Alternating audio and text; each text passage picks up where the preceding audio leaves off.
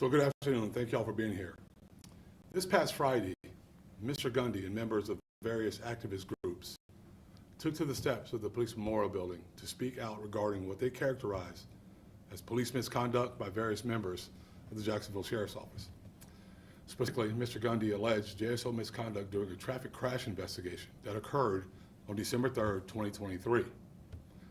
While this agency will always support citizens' rights to free speech and free assembly, we will also speak out against such free speech when it's categorically false and aimed at fostering public distrust in the police. Mr. Gundy's gathering was not about sharing the truth, but rather about pushing an anti-police narrative in the public discourse. As I will detail, body-worn camera footage which captured JSO's interactions with the complainant, in this case, affirmatively disproves, point by point, the allegations she made against JSO officers. While I'll only be showing you excerpts of this body-worn camera footage for the sake of brevity, the full appropriately redacted body-worn camera footage is now available to the public and the media on JSO's transparency page. Transparency, as I've said before, is the foundation on which trust is built and by which the police and public partnership is cultivated. As such, it is a cornerstone of this administration. As JSO's leader and as a proud servant to this community for 32 years, I have vowed to be forward-facing and open with the public that we serve. Whether the information shared reflects well on this agency or not, I have, since my election, told the public exactly what is going on within the agency. And I think everyone knows that and can see it. When there are allegations of officer misconduct, our agency thoroughly investigates those allegations. And when all allegations of misconduct are sustained, we hold officers accountable. Accountability for officer wrongdoing is very essential. However, equally essential is speaking up when citizens launch factually false and agenda-driven allegations of misconduct. In response to Mr. Gundy's allegations of police misconduct on Friday, JSO immediately, and I mean immediately, launched an administrative review into the officer's conduct. The administrative review of the officers in this case found no misconduct of any kind. In fact, as I indicated, a full review of the body-worn camera footage pertaining to this incident disproved the allegations launched by the complaint.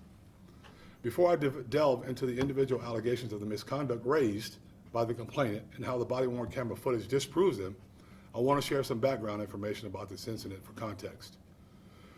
This incident was a single car crash on the westbound lane of I-10 at the intersection of McDuff Avenue on December 3rd, 2023 at 1:46 a.m. The Florida Highway Patrol was the investigating agency.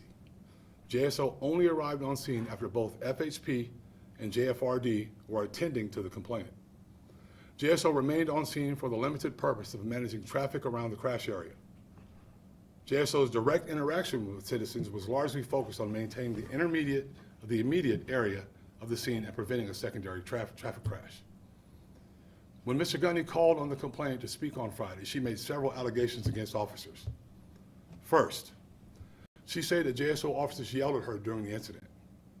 As you will see, the JSO officers had limited contact and direct interaction with the complainant. As FHP was the investigating agency and paramedics were surrounding the complainant who was seated inside her vehicle.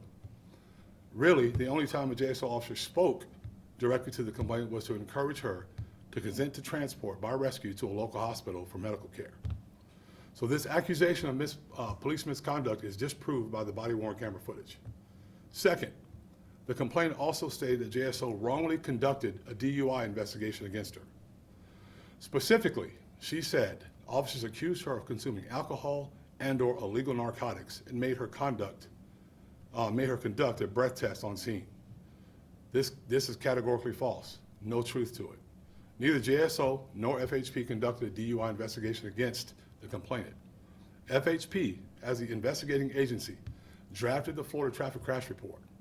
Nowhere in that report does the trooper state that he observed any signs of impairment on the complainant's part. Moreover, JSO only conducts breath tests of adults in DUI investigations post-arrest and inside the Duval County Jail. Roadside breath tests are only conducted when a juvenile or a commercial driver is suspected of drinking and driving. Upon full review of the body-worn camera footage, you'll see that no JSO officer requested or completed a breath test of the complainant. As such, the body-worn camera footage affirmatively disproves this allegation of police misconduct. Third, the complainant stated that her mother was refused access to her on the scene. As you'll see, the complainant's mother drove into the immediate area of the traffic crash investigation scene. She was permitted on scene and to speak with the complainant. In fact, one of the JSO officers on scene asked the complainant's mother to encourage the complainant to consent to hospital transport. As such, the body-worn camera footage affirmatively disproves this allegation of police misconduct. The complainant alleges that JSO failed to adequately investigate her traffic crash, specifically alleging that JSO did not get the driver's information of the other vehicle involved, nor did JSO write a report about the incident. As stated earlier, FHP was the law enforcement agency in charge with investigating this crash. As such, FHP, not JSO, drafted the Florida traffic crash report. There was not another vehicle on scene that was involved in the crash. As such, FHP, not JSO, characterized this as a single car crash. You will see in the body-worn camera footage that the complainant's vehicle is the only vehicle involved in the crash on the scene. As such, the body-worn camera footage affirmatively disproves the complainant's allegations of misconduct.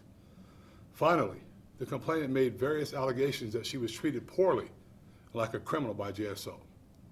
I strongly urge members of the public and the media to review the full, appropriately redacted body-worn camera footage that is on the transparency page. You'll see the officers' demeanor throughout their interactions with the complainant and civilians. They are mannerly and respectful in both tone and language. They do their jobs professionally and capably.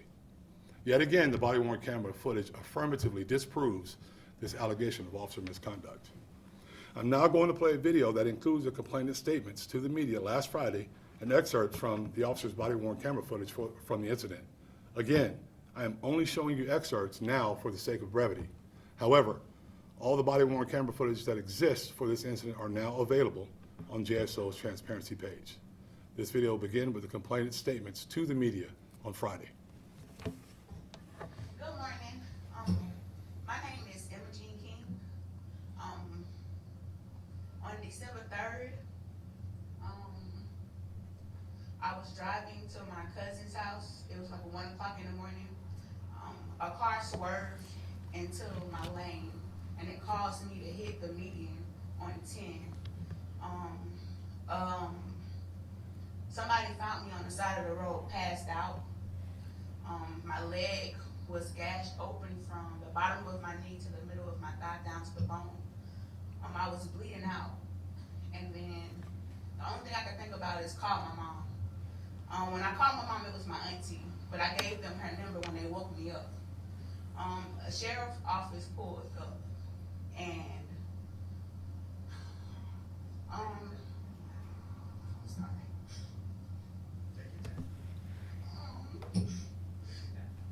they were yelling, and they were accusing me of drinking. They said that I needed to take a breathalyzer test. My mom, which is my auntie, she's right there.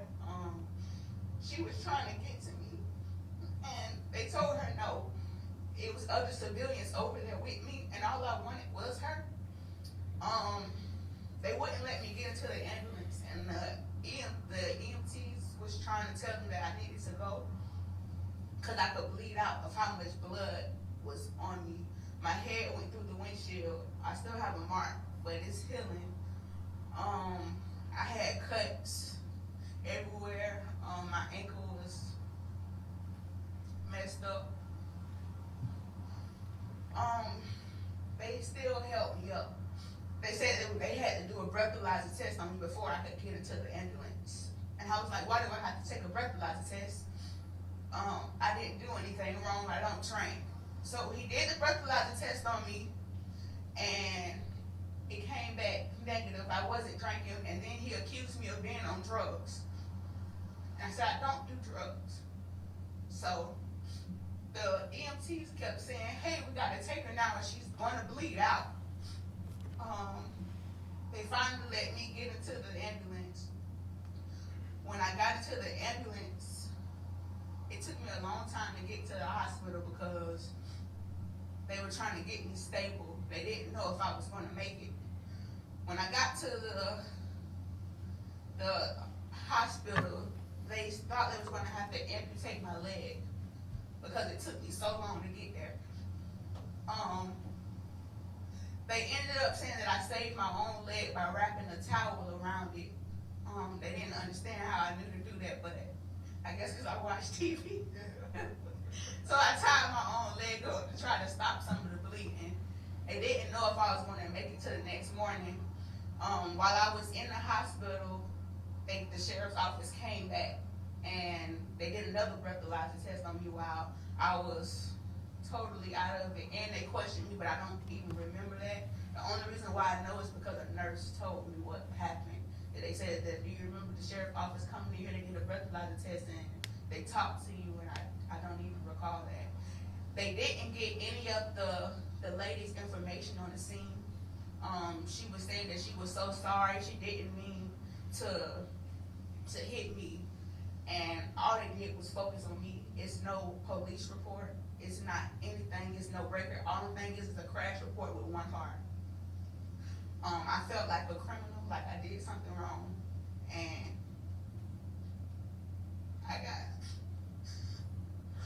when I hear people yelling, I kind of freak out because I'm sorry.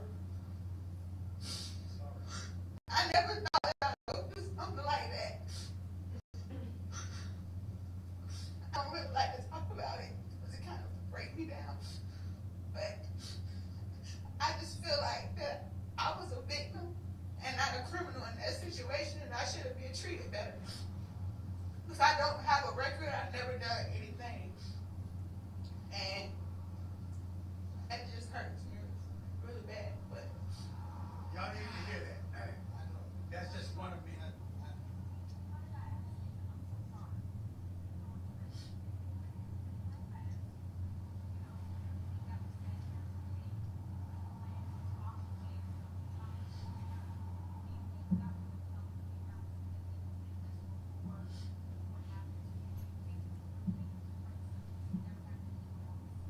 yes, I think that it'll take their protection down, where they think that they can do anything to us and not have any consequences because we're looking at what you do to us. You got to report. Everybody's going to say something, and you can't get away with it.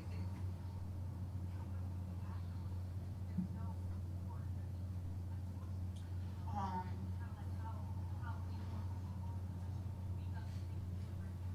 my my auntie, she called the sheriff's office. She talked to their superior to report that to them, and they said that he was in his rights.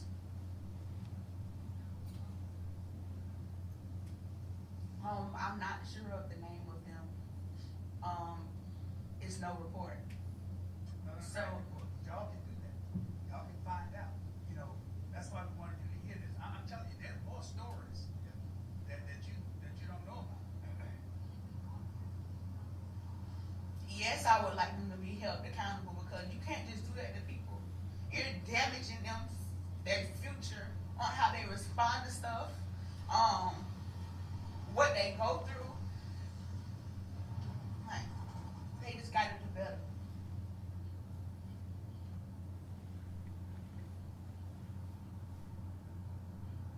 They were landing, they wasn't letting me in. I was in the hospital from December 3rd to the 21st. It was negative. All of them were negative, both times. They should have taken the second breathalyzer, but they could have taken the breathalyzer when they got to the hospital. Not put her in the ambulance and get her to the hospital. And then let the doctors and the nurses said they should have been talking to her because she was sedated. But they did it anyway, and they took the breathalyzer. And the Florida Highway Patrolman showed up. They would not turn the case over to them. And the lady who hit her, there's no record of her.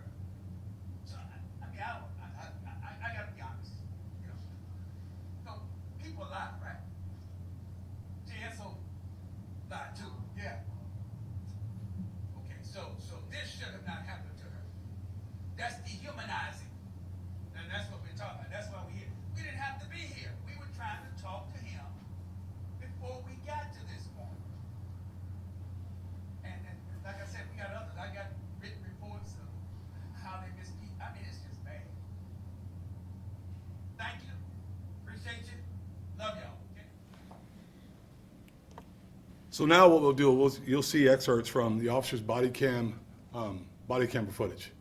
And as you'll see, this footage affirmatively disproves the false allegations of officer misconduct made by the complainant in the recording that we just reviewed.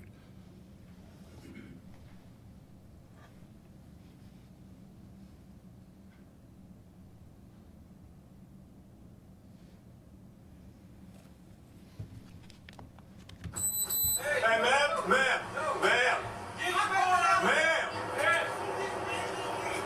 Hey, no, ma'am, come here. My child over there. Okay, well, let Jan Martin do the thing. Ma'am. Sir, what would you do if it was your child? Let Jan My Martin do child is up the thing there. you do. Okay? My child Let is up Jan there. Martin Do you not hear me? do. You not just leave somebody in that vehicle to get That's my child. So get She's in in on the the door. road. She's gonna move the car. She's moving Ma'am. the car. You've been told you're about to.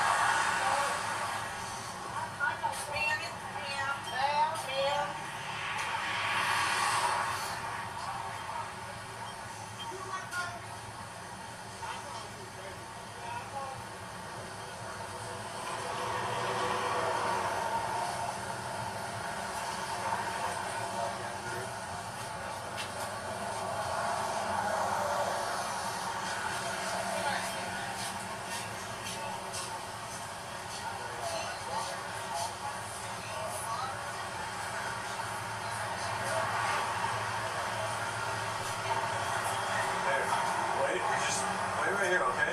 Let Jan Martin do their thing. She moving and everything. She fine. They're gonna take her to the hospital.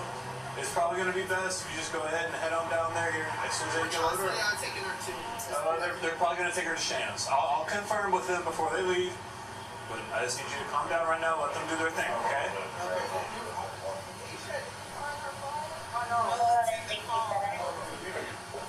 Mom. Y'all going to Shands, right? Tell us not to touch her till the mom gets. Oh. Mom's right there. So. I didn't see exactly how she got arrested. Her license was out, and since the car was back, I had to really put myself around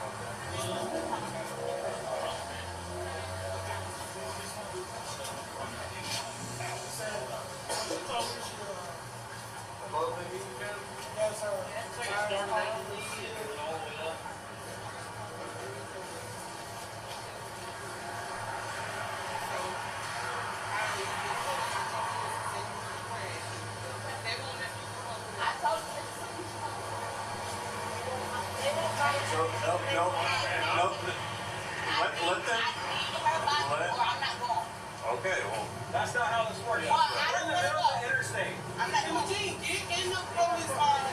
Emma Jean, get in there, get out the car. Do you hear me talking to you? They're not gonna let me over there. You make the situation hard. Shut up. Hey, tell her to go meet her at Shands. So they can get her out of here and get her. I'm treated. telling her to meet Yeah, tell her to meet her at Shands. I'm gonna meet you at Shands Hospital. Get in the police boat with them.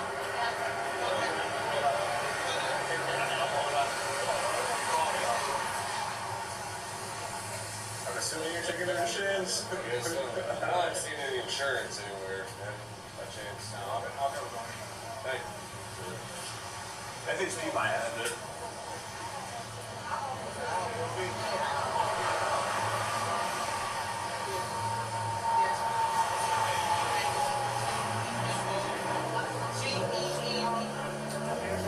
Yes, sir. No. I wasn't in the accident. When we were coming up, we all almost, she was already sideways, and we almost hit her. Like, it happened so quickly. I got you. This is my dad's mother. Got up here, she gave me her ID. Is it possible that you can just get her ID from her right now? I believe FHP has it. They're the ones conducting the whole crash and everything like that. So I would assume that they have that. She gave it to me in order for me to call 911, Okay, do you and still I have put it? it back in her hand Oh, okay. because I was trying to keep her alert to make sure. Yeah, I got you. We'll make sure she gets it because the vehicle will be towed and everything like that. So it'll all get worked out. I appreciate you calling. Thank you.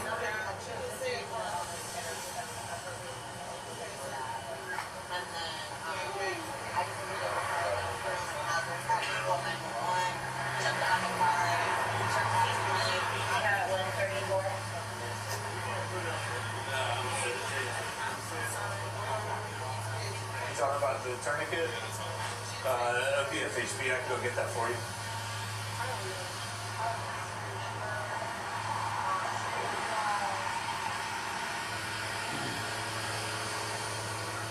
Hey, boss man, do you by chance remember exactly the time or approximate time you put the tourniquet on?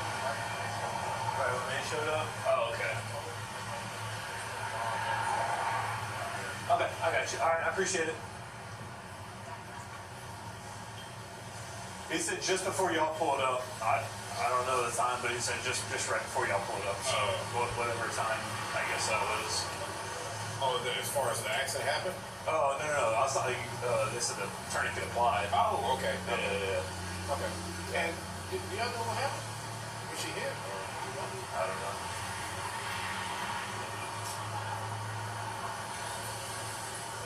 Did you see the gash in her leg? I see the tourniquet on. It's just pretty down. Oh yeah, I mean it was literally laid open probably about that wide. It's not a smart topic.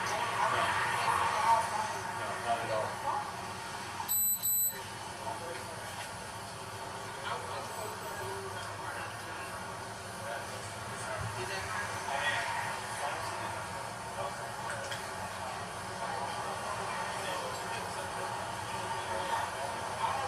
Did you see the cut? It's from about right here all the way up to where the tourniquet is, and above the knee part, is this entirely on down the bone and laid open probably about 5 inches wide. Yeah, the tourniquet's pretty low. Yeah. Yeah, tight well. No, don't do it. Never go with FHP. Yeah, whatever they handle it, it's all in it. Yeah. We'll be here to assist with like traffic control until they get road rangers here, and then once road rangers, then we'll head out.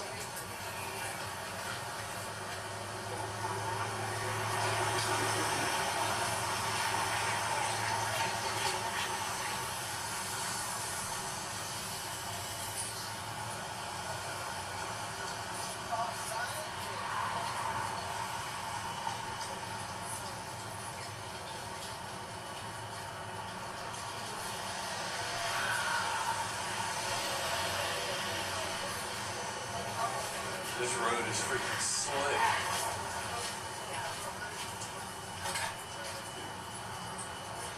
I got a lot of stuff that you want to get. I got what you need.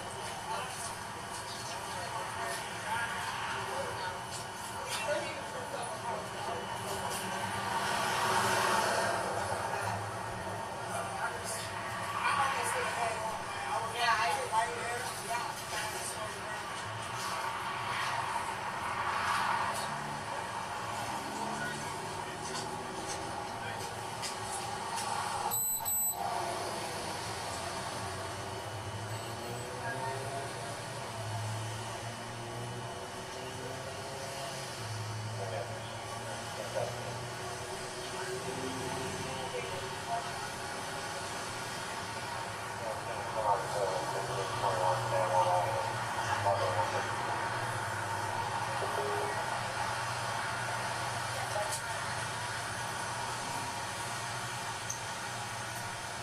So, are you involved? Hey, can you make sure that she's in on that side? She's right now. I will. Let me make sure that. Yeah, I have a barrel there. Okay, I got you. Let me make sure that FHP doesn't need your guys' information as witnesses and everything like that. They'll be the ones handling the crowd. And then as soon as they say you're good to go, we'll get you out of here, okay? Him. Oh, but you're talking FHP. Okay. Okay. Yeah. Okay, thank you. Hey, y'all go ahead and start heading that way. So we can get you up. I'm just gonna get belongings out the car and I can leave. Alright. Is that fine? I mean, honestly, I would prefer everybody to get off the highway because a lot of times we deal with secondary crashes. Alright, I don't want. All of them, while you right here, I can just go in the car and get in some serious belongings, like that's it. So we can move fast. Wait. I always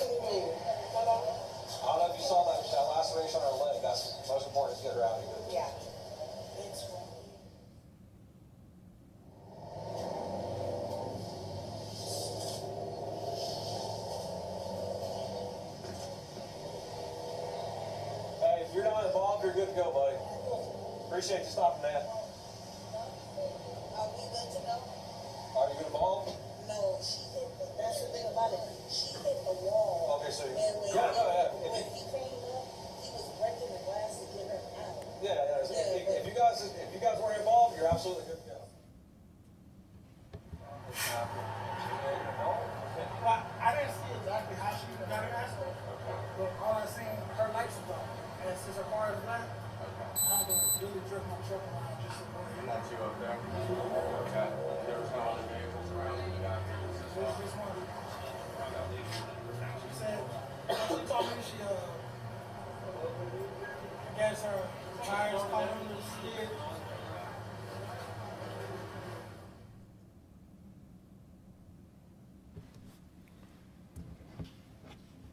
So Mr. Gundy took to the steps of the police memorial building on Friday, criticizing what he characterized as dehumanizing behavior of JSO officers.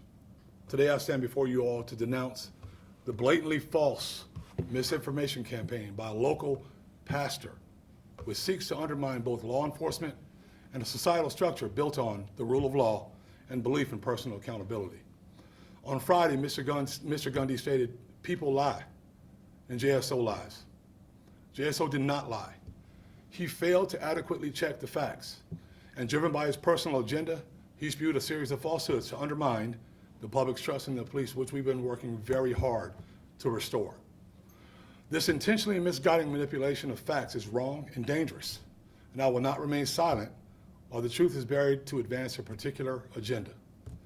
Mr. Gundy's call for citizens review boards while raising emotionally driven, factually false allegations of police misconduct explains exactly why I am and will remain opposed to citizens review boards.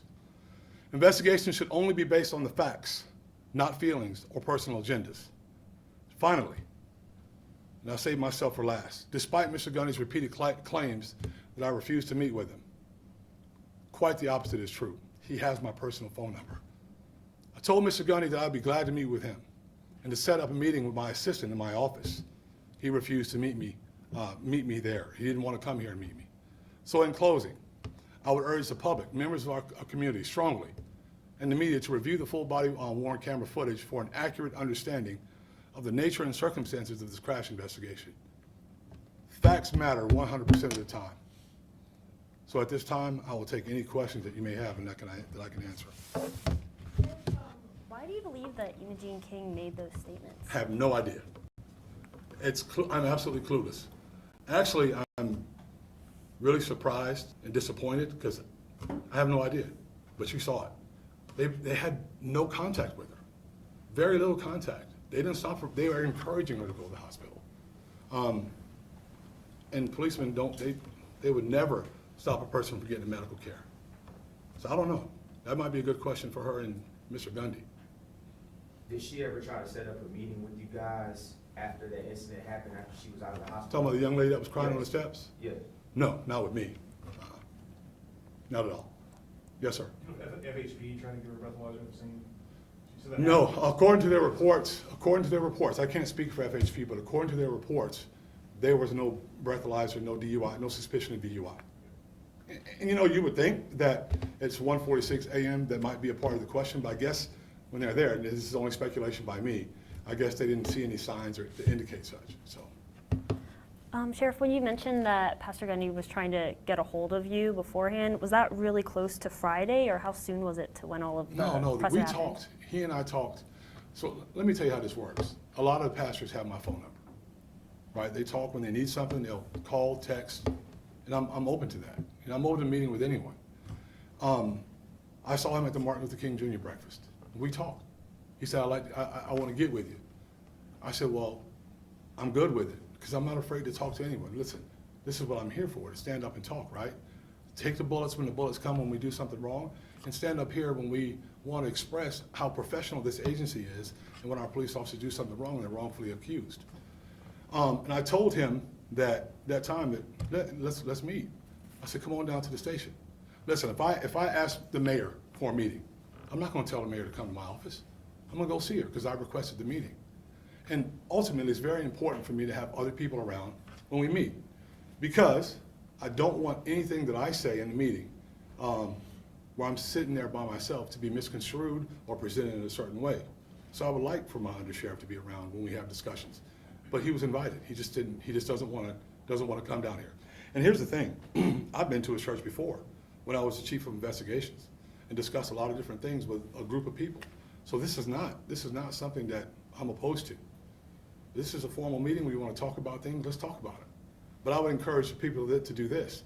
If there's a complaint, and if you have a complaint, tell us about it. If we see a video that pops up somewhere and it's the first time we see it, we immediately, I get on the phone and say, to the undersheriff, let's look into this. Let's take a deep dive into this and see what happened. Because it's important for us to do that. But we cannot address problems if there's a problem if you don't tell us. Would you guys, Go ahead. would you guys want any apology or anything like that from? No. I think the most important thing I'm trying to get across here is that for some reason, the agendas out there are still trying to push that we are anti-public and anti-taking care of the people of this city. That's absolutely untrue. So I wanted you all to see, I want the community to see, that is absolutely not true. We love this agency, we love this city, and we're gonna make sure we do the things the right way every single time. So when something's brought to our attention, we're going to investigate it, we're going to look at it, because I think it's important for us to do, right? You don't show that you're an honest dealer if something's brought to your attention, you don't address it. There's things right now that's been brought to my attention that they're addressing, that they're investigating, right? And it's important for us to do that, to make sure that people know that we are very serious about this city, this agency, and making sure our officers perform and do the duties that they're supposed to do at the highest professional level possible. And they did that there. Let me tell you this also. The discussion about moving her car, because I want to make that clear, about moving her car was only because since 2018, there's been 15 secondary crashes just involving the police. That's cars with police lights. She tried to park behind the emergency vehicles, which is a very, very dangerous situation. Normally when people are DUI or they drink and they drive, they are attracted to lights. So we want to avoid that at all costs. So the discussion about moving your car was because of that. We didn't want her to get hit or the person that was inside the car to get hit and create a bigger issue for us. Anything else? Thank you very much. Okay.